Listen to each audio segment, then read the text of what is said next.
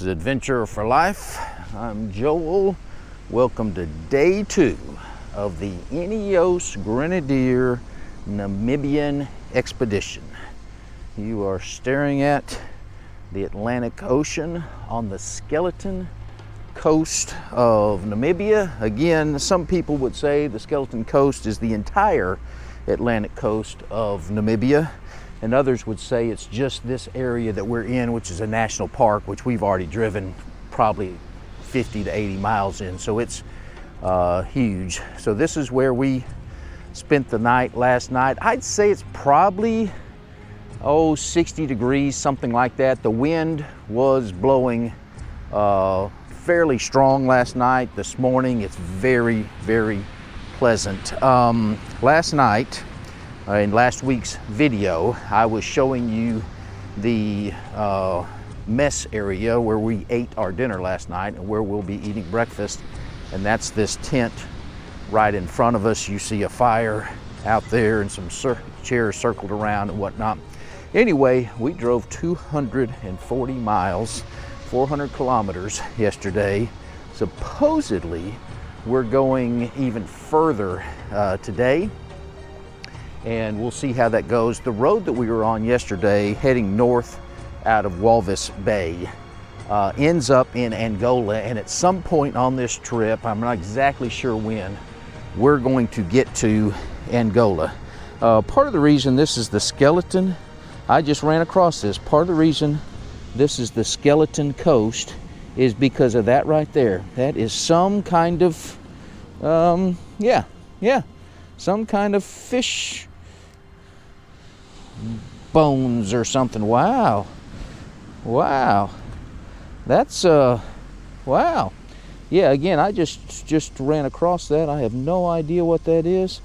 I hope those are fish remains. I was told there would be other kinds of remains out here, so I'm hoping it wasn't the wrong kind of remains.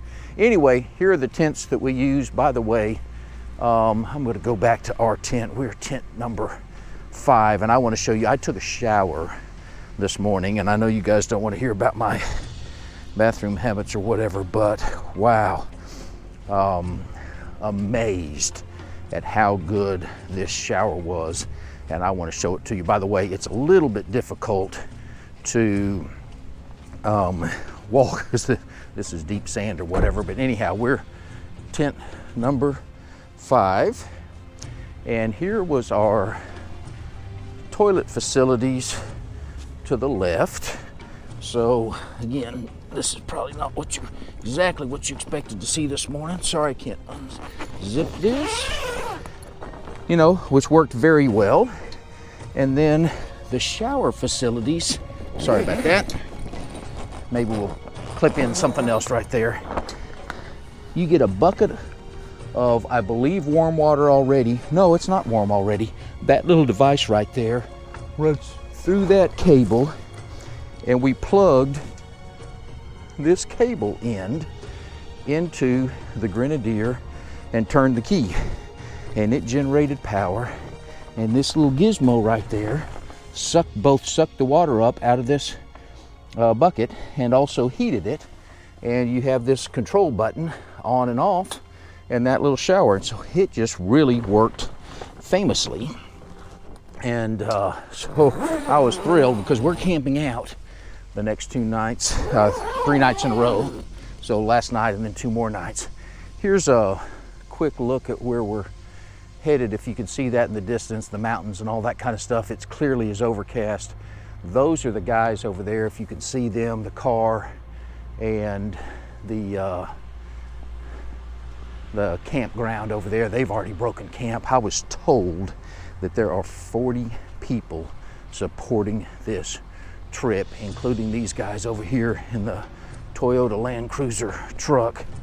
But there's their shower and bath facilities, and those are the guys that are supporting the trip. And there's somebody with the trailer. Anyway, they're going to break camp here this morning as soon as we head out and eat our breakfast, and they're going to head to the next location. We'll get there in a circuitous route, and that's that's the story on today, so I'll give you updates as we move along through the day. Welcome to day 2. Okay, got up at 5:30 this morning, took a shower at 6, and breaking camp at the moment. Now obviously I'm not breaking camp, but the support crew is breaking camp. Had a great breakfast this morning, bacon and eggs, and some bread and blackberry currant and hot tea, like any good Englishman would. And we're getting ready to head out. I did confirm, let me find it, yeah. This skull, I was fearful that this was not an animal. Turns out, unfortunately, that's some poor seal that ended his life here on this very spot. I did see, and this is a little gross, but various mounds. Here's a mound. So you see this mound here, and in it you see a rib cage.